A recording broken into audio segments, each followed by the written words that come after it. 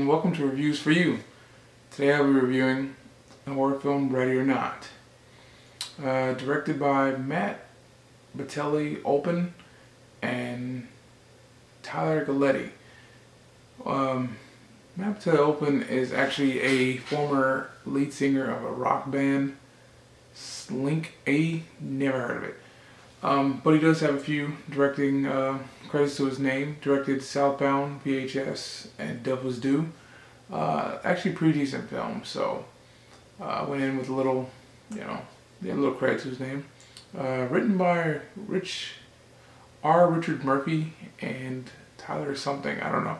Two writers I could not find any credit on or any kind of like other things they've written, so I think this is their biggest writing credit that they have to their name right now. The premise for the film is pretty simple enough. A new bride is going to meet her new in-laws, and when she's married into them, she has to play a game, which is the initiate of the family. They're big on tradition. And her game she has to pull a card and play whatever game is on that card. She draws hide and seek.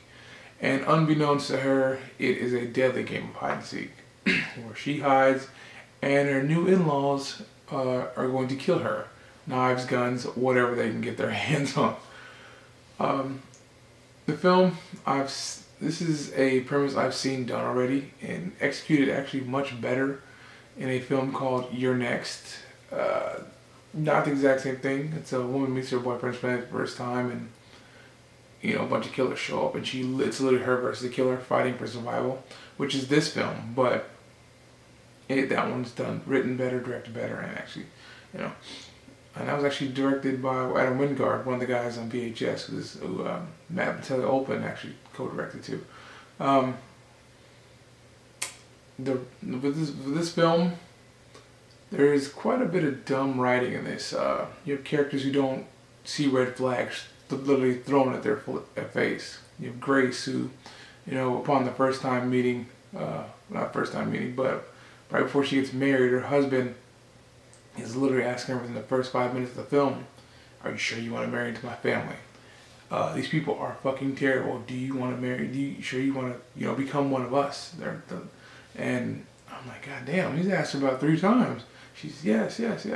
And her first time we meet her new soon-to-be brother-in-law, he walks in. First thing he asks her is like, "It's not too late to turn. Are you sure you want to be our family? You can turn around and go." It's like, girl, you need to see these flags. And right before they walk down to say their vows and get married in the ceremony, he stops and goes, "We can just leave. We do not have to marry to this family. We can leave. We don't have to be here." I'm like, if that ain't the biggest red flag I've ever seen, and of course she marries him, or else we wouldn't have this film. And then you have characters doing complete 180s out the blue in this film. You have characters who have fought, on the side of good the whole way, and then out the blue need to be bad because the characters are going to die and they can't kill off a sympathetic character. I don't know. That's stupid, but that's the way it is. And for a horror film, it quite lacks on the gore, like quite a bit. And it doesn't really get gory till the very end. Actually, the film does not even get better till the end. And the kills are not very inventive themselves. You have people, they're quite funny. Somebody may drop a gun and shoot somebody's face off. It's an accident, it's funny. Somebody actually fires a rifle into somebody's head. Funny, but not inventive. I won't be talking about these kills with any friends about, best kill in a horror film. This ain't coming up anywhere on that list. And the pacing is just pretty awful. You have moments where a kill happens and the film starts picking up momentum, especially in the first half. Then all of a sudden, exposition time. Somebody will drop some of the clunkiest and most awkward dialogue or exposition ever thrown into a film.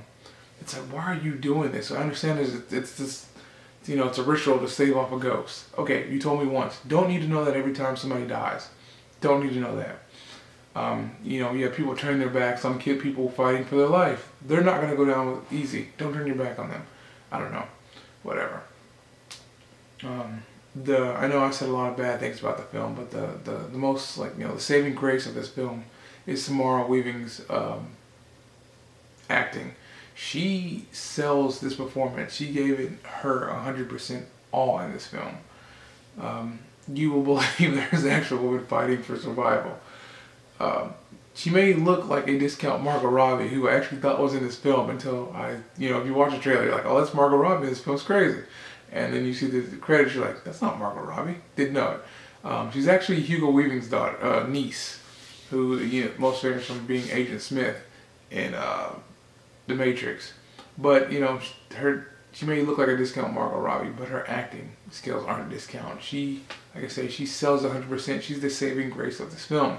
Her struggle is what really drives this film, and if she didn't do a good job in this, I could not recommend this film. Some of the actors around her pretty decent. You have Mark O'Brien as her husband, Alex, who starts off well enough, gives a believable performance, and then given one of the dumbest heel turns I've ever seen in a film since the end of John Wick 3. Adam Brody plays her brother-in-law. He gets actually he's a very sympathetic character and gets a little character development towards the end of the film. Another standout is the mother, Becky, played by Daniel McDowell, who she has a little more credits to her name, acting credits. She plays a matriarch who isn't really for this type of thing, killing people, but is willing to do whatever she needs to do to save her family, to protect them, to keep that family bloodline going. She would do what she has to do. It's pretty interesting. I know I say a lot of bad things about this film. It's not a terrible film. It's just been done better, and I've seen it done better. Go see Your Next and then see this film and compare the two yourself. I personally think that Your Next is better. This film, the writing just need to be a little better. And with that, I give it a 6.5 out of 10. I can recommend it for a good leisure Sunday night. It will be on Netflix probably in the next month or so.